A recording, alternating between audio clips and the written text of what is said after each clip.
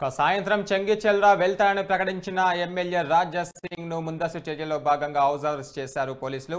కేసీఆర్ పాలనకు రేవంత్ రెడ్డి పాలనకు తేడా లేదని రాజా సింగ్ వెల్లడించారు. కేసీఆర్ హయాంలో జరిగినట్లుగా రేవంత్ రెడ్డి ప్రభుత్వం కూడా జరుగుతుందని తెలిపారు. ఇక హిందువులపైన దాడులు జరుగుతున్నాయని రాజా సింగ్ ఆరోపణలు చేశారు. బాధితులపైన రివర్స్ కేసులు పెట్టడం దారుణమన్నారు. ఇక హిందువులపైన వందల మంది దాడి చేయడం అన్యాయమని ఎమ్మెల్యే రాజా సింగ్ పేర్కొన్నారు.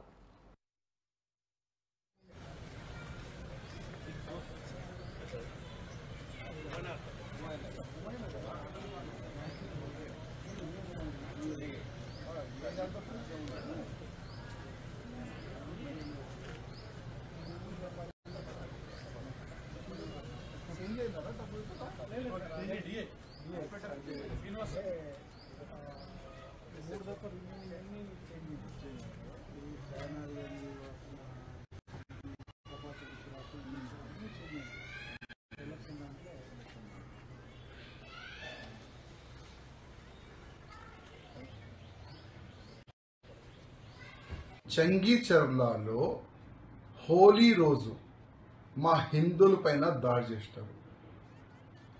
అక్కడ దాడి జరిగింది.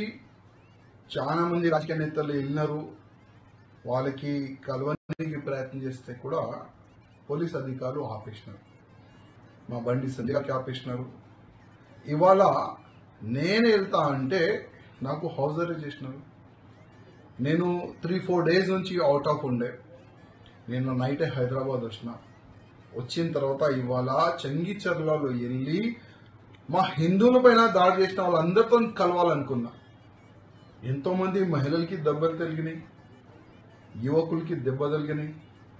అసలు పోలీసు వాళ్ళు వన్ సైడే యాక్షన్ తీసుకుంటున్నారు, కేసులు బుక్ చేస్తున్నారు.